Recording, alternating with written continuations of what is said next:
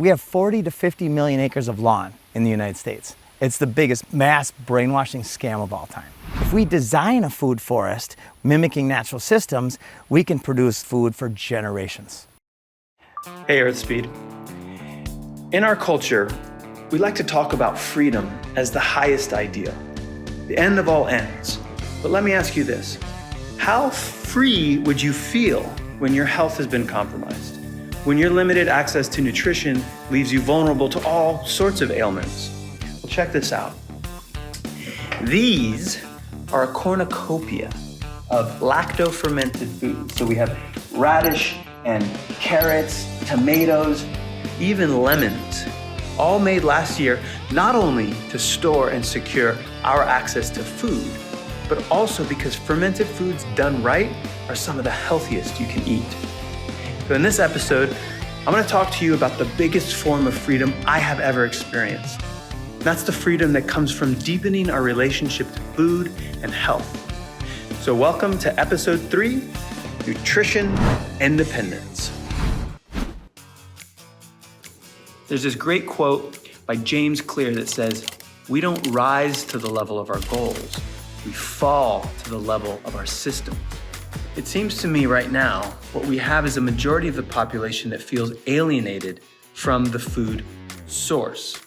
People that feel like their only role within the system is to exchange a few shiny dollars for overpriced and nutrient-depleted fruits and vegetables that have already bounced around from warehouse to warehouse before they finally end up in their fridge. But it doesn't have to be like that though. Let's replace this idea of consumer with participant. I mean, the answer literally could be closer than you think. In fact, my next guest would even go as far as to say that the answer is in your backyard. Very excited to be sitting here with now my friend, Jim Gale, passionate advocate for food, liberty, and nutrition, health, wellness. Jim came into my life and then ultimately came into Kintsugi with his whole team and his community to come do what I've come to know is a permaculture blitz.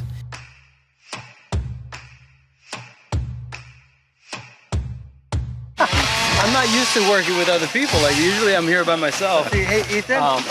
Sometimes a friend will come over and help, but never had this many people all passionate about the same thing, wanting to commit to the mission. It's amazing.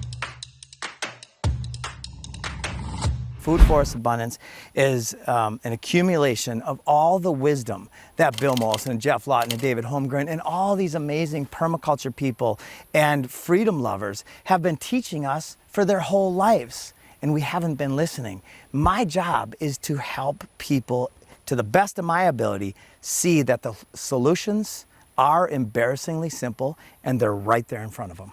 All right? Because a lot of people think that farming is hard, it's hard work, but it's not hard work to grow a fruit tree. I mean, that forest right there, how much time does anybody take care of that forest? None.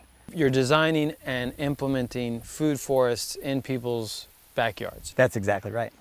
We inspire through shows like this one that we're doing, and then we empower by creating the cooperative network where they can make a phone call and they can have a food forest installed in their backyard with edibles and the right combinations of plants mimicking natural systems that will produce literally food for generations. We have 40 to 50 million acres of lawn in the United States. It's the biggest mass brainwashing scam of all time. If we had food forests in our backyards, which bring abundance on every level, that have no downside, only massive upsides, we could have 20, 30, 40 billion people here just using these resources in a circular way. Being nutrition independent isn't only about taking care of oneself. It's also about having the ability to care for others. Here at Earthspeed, we're following an old First Nations principle as a guide to creating a healthy food system right here. I call it the principle of thirds, where we utilize a third of our harvest for ourselves, yum yum. We sell a third locally to make a couple bucks, and then we give away a third to those in need. So we build community and we connect with others. This is ancient indigenous wisdom that solves a lot of modern challenges, empowering us to help ourselves and each other cutting out the gatekeepers, bringing down the costs, and making nutritious, locally grown food accessible to everyone in the community. And it acts as a first line of defense when times get tough and reminds us that a healthy system recognizes the humanity of its participants. My second guest today, Keith Agoada, has built a digital marketplace of stories that allow everyone from inner city folk to rural dwellers to become participants in connecting producers directly with those looking for good quality food. Keith, how you doing? I'm doing well. Good to see you, Adrian. You too, man. I'm loving the backdrop there. Where are you? Yeah, I'm in the north part of Ibiza in Spain, in a valley, and actually overlooking an almond farm that is one of our producers. That is really gorgeous over there. I like to think that I might have had some inspiration in you becoming a farmer, but I know you've been in the farm game for some time now. So what was the impetus? What made you decide to do it yourself? I believe that food and agriculture chose me. I was kind of on the path towards a boring life in finance and business and chasing money and stability when I was in university at Wisconsin. But I studied horticulture by accident. I started studying how to grow plants. Ended up working at the botany greenhouse there. And I just got hooked. One day it was snowing outside and we were growing pineapples in the greenhouse. And I was just like, hold on a second. We can grow anything anywhere. And of course, we're not going to start growing tropical fruits in the Midwest, but started really thinking about how we could bring food production local. Most of the food we eat and most of the products we consume, we don't know the story behind it. We don't know how it was grown, how it impacted the soil, the ecosystem, the people who are on the farm, people who process the products. And we just don't know. We're blindly trusting certifications. We're blindly trusting brands.